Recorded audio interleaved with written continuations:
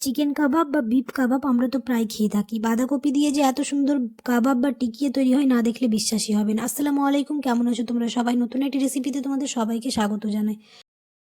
বাচ্চারা অনেক সময় ভেজিটেবল খেতে চায় না, এরকম করে বানিয়ে দিলে ওরা বুঝতেও পারবে না। চলো তাহলে দেখে নাও আজকের রেসিপি। যদি চ্যানেল নতুন হয়ে থাকো তাহলে অবশ্যই সাবস্ক্রাইব করে দিও, আর ফেসবুক থেকে দেখলে পেজটাকে ফলো করে দিও। এখানে আমি অর্ধেকের একটু কম বাঁধাকপি নিয়েছি, প্রায় পরিমাণ মতো নুন দিয়ে 10 মিনিটের মতো রেস্টে রেখেছিলাম। এবার খুব ভালো করে এটা চেপে নেব, যাতে বাঁধাকপির মধ্যে একটু জল না থাকে। তোমরা অনেকেই আছো ভিডিও দেখে চলে যাচ্ছ, সাবস্ক্রাইব করো না, অবশ্যই সাবস্ক্রাইব করে দিও। আর ফ্রেন্ডস আর ফ্যামিলির সাথে অবশ্যই বেশি বেশি করে ভিডিওটা শেয়ার করে দিও, তাহলে আমার ভিডিও বানাতে খুব ভালো লাগবে। সবগুলো বাঁধাকপি খুব ভালোভাবে জল ঝরিয়ে নিয়েছি। এবার বাঁধাকপির মধ্যে দিয়ে দিব হচ্ছে কাঁচা লঙ্কা। এখানে আমি 3টে কাঁচা লঙ্কা নিয়েছি, আর দিয়েছি হচ্ছে পেঁয়াজ, 2টো ছোটো ছোটো পেঁয়াজ নিয়েছি, আর দিয়ে দিব হচ্ছে ধনে পাতা। দিয়ে খুব ভালো করে এবার মেখে নেব।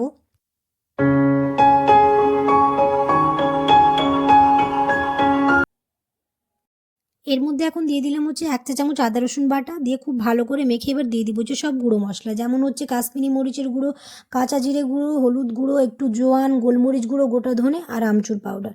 দিয়ে খুব ভালো করে মিক্স করে নেব। এখানে এখন লবণ দিব না, কারণ লবণ দিলে জল ছেড়ে দেবে, তাই লবণটা পরে দেব। এবার খুব ভালো করে এবার সবগুলো মিক্স করে নেব। সবগুলো খুব ভালোভাবে মিক্স করা হয়ে গেছে। এবার এর মধ্যে দিয়ে দিলাম হচ্ছে 2 থেকে 3 চা চামচ চালের গুঁড়ো। দিয়ে এবার খুব ভালো করে মিক্স করে নেব। তারপর দিয়ে দিব হচ্ছে 2 থেকে 3 চা চামচ বেসন। দিয়ে তারপর খুব ভালো করে মিক্স করে নেব। আর বাঁধাকপি দিয়ে যে এত সুন্দর কাবাব বা টিকিয়া হয়, সত্যি না দেখলে বিশ্বাস হবে না। আমার তো এখনই লোভ লাগছে। আমরা তো অনেক সময় চিকেন বা বিফের খাই, কিন্তু এরকম করে বানিয়ে দেবে, সত্যি বলছি খুবই ভালো হবে। এবার দিয়ে দিলাম হচ্ছে পরিমাণ মতো নুন। নুনটা আমি আগে দিইনি, পরে দিয়েছি। এবার খুব সুন্দরভাবে এরকম গোল গোল করে শেপ করে নেব। এরকম কাবাব থাকলে গরম ভাতের সাথেও খুব ভালো লাগবে খেতে, আর সন্ধেবেলার স্ন্যাক্স থাকলে একদম জমে যাবে। চা বা কফির সাথেও এই স্ন্যাক্স খেতে পারো, বা গরম ভাতের সাথেও খুব ভালো লাগবে। তোমরা অবশ্যই এরকম করে একবার ট্রাই করে দেখবে, দেখবে খুব ভালো হবে খেতে। সবগুলো এরকম করে গোল গোল করে নেব।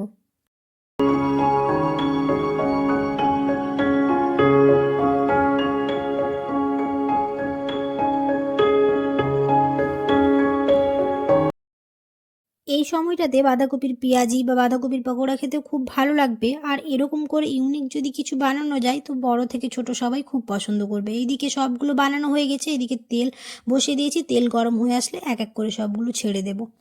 তেলটা খুব ভালোভাবে গরম করে নেব, আর গরম করে তারপরে এইগুলো এক এক করে ছেড়ে দেব।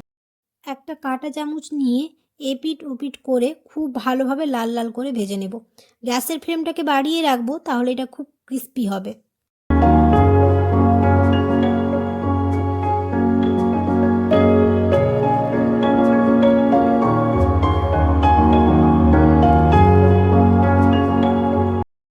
তো হয়ে গেল আমাদের ভাজা। আর দেখতেই পাচ্ছ কতটা লোভনীয় লাগছে। এরকম করে সবগুলো ভেজে নেব।